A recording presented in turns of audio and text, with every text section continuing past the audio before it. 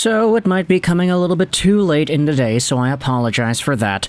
But I wanted to get into some of the latest Red Wings news, and especially dive into what we are expecting to see out of these guys in the World Junior Showcase. Because it's been no secret that the Detroit Red Wings are one of the teams with probably the biggest ratio of prospects to star power at the World Juniors this season. Don't get me wrong, there are a few other teams that have notable prospects and good names, but the Detroit Red Wings are one of the teams that I think has arguably the best representation of talent at this upcoming tournament. And it all comes to us via TSN and Bob McKenzie. Because earlier this week, Bob published the World Juniors preview show. There was the segment on TV. I'll leave a link in the description if you want to go out there and watch this yourself. But World Junior Preview Show, TSN Bob McKenzie spotlights 4 players to watch for at the World Junior Showcase, and out of these 4 names, 2 of them are Detroit Red Wings property. You've got Ryan Leonard of Boston College, who is a Washington Capitals prospect. You've got Trey Augustine of Michigan State, Detroit Red Wings prospect. Axel Sandin Pellikka, who is over in Skellefteå, also a Detroit Red Wings prospect, and you've got Kasper Halttunen, London Knights product, who is a San Jose Sharks prospect from 2023. And Bob explains it right there on the program. These guys are all going to be game changers. They all have potential to be some of the best players on their teams. Trey Augustine has the potential to literally be the best goaltender in the entire gosh darn tournament. He's so good already against men in the NCAA, so what more going up against guys that are in his own age range and younger? Meanwhile, Axel Sandin Pellikka is going to be a force for Team Sweden. He could potentially be the best gosh darn defenseman in the entire tournament. If he ends up getting like 4 goals and 8 assists or something like that, I don't think that's all too unreasonable, especially if Team Sweden is able to go far. I'm honestly not too certain as to what the record is. I know Team Sweden didn't lose any qualification games or round-robin games for 10 years or whatever it was. They always seem to do well in the preliminaries, but don't always come away with the victory in the actual tournament games. But ultimately, if ASP is able to carry this Swedish squad to prosperity, I would not be surprised. He was already a point-per-game guy at the World Juniors last year, so what more now with more development, more poise, and also the captaincy? He will have a chance to be the absolute best guy on the entire tournament floor in terms of D-man and D-men points. The other guys, I guess we could talk about them too. Ryan Leonard could be the MVP of this tournament. He does everything you need a guy to do, and more so. Power forward-like guy, face-off winning guy, goal-scoring kind of guy.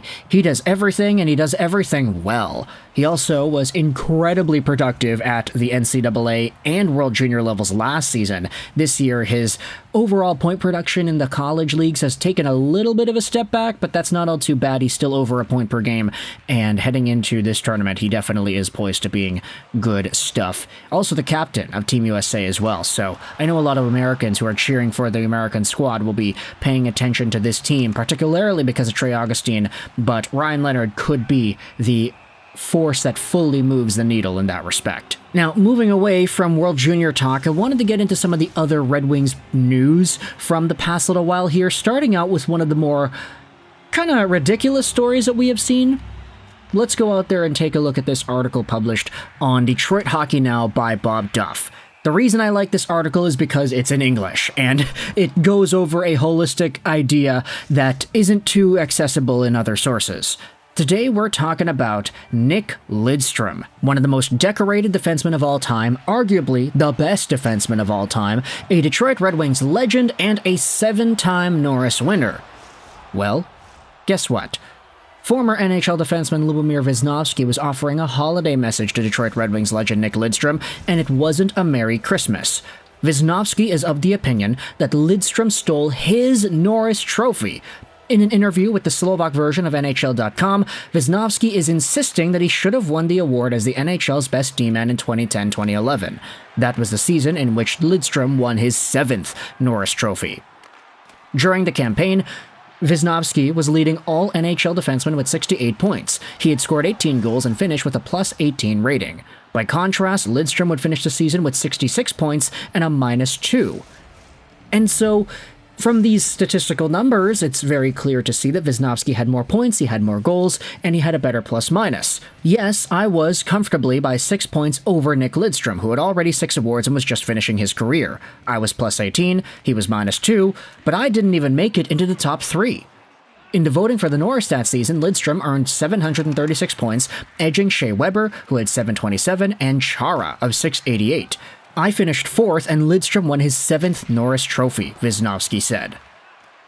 And this is a really interesting thought, because for me personally, when I think of Lubomir Visnovsky, I actually think of him in his LA Kings days, where he was a very strong defenseman, etc., but in that Anaheim Ducks season he had, where he was the top producing defenseman in the NHL in points, it's kind of interesting because Shea Weber nor Zdeno Chara are anywhere near the top of the list. Weber was 10th overall in D-men points, and Chara was 19th.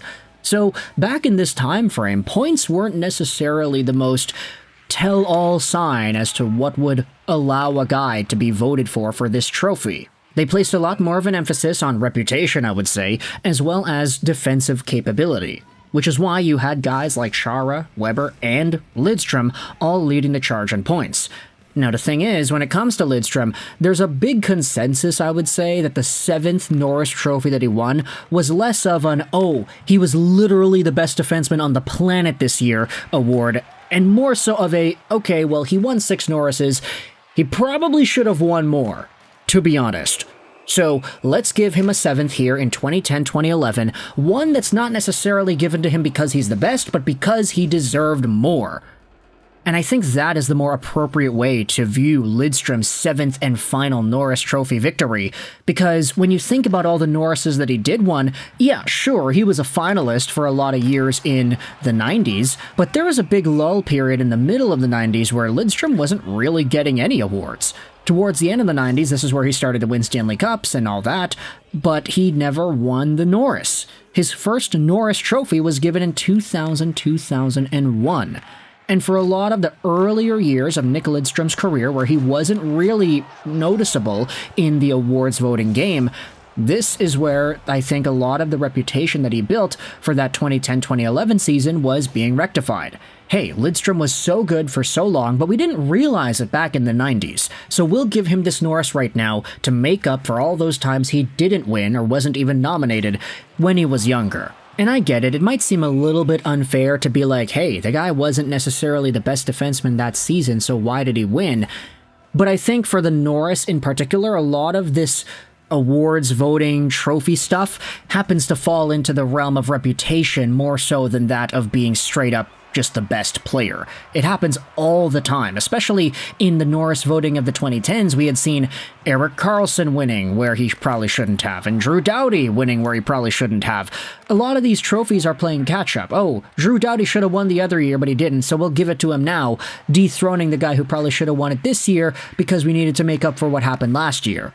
Like, that's sort of the thing that happens with NHL awards voting. I feel like it happens less nowadays, especially since more of the Norris Trophy voting in particular seems to be pretty in line with what common consensus should entail. But anyways, I wanted to have a little commentary segment about that in particular, the Visnovsky-Lidstrom drama from a few days ago, because I did think it was an interesting talking point. So I want you to let me know your thoughts in the comments section below. How do you feel about, firstly, the World Junior stuff, ASP, Trey Augustine, Red Wings guys going out there and doing their thing? How do you feel about these guys' potential heading into the tournament? What do you think they're going to be able to accomplish? And also, what are your thoughts on Nick Lidstrom getting called out by another NHL defenseman stud of the 2010s, saying that Lidstrom's 2010-11 Norris was undeserved? Is it sour graping, or does Visnovsky have a legitimate argument to make here? Sure, he got some votes and he was 4th overall in the voting, but I don't think he was the worst first overall point producer, scorer, defenseman to ever get snubbed in this race. And I think I wanted to throw this in at the end of the video, but when I think about Visnovsky being #1 in points that year and not winning the Norris, I think about Tyson Barrie. Remember the COVID shutdown year? Tyson Barrie was 1st overall in D-men points, but I think he was the first guy ever to get the 1st overall ranking but not have any first place votes for the Norris. At least it wasn't that bad, right, Lubomir? Let me know your thoughts in the comment section below. I hope you enjoyed this video. And bye.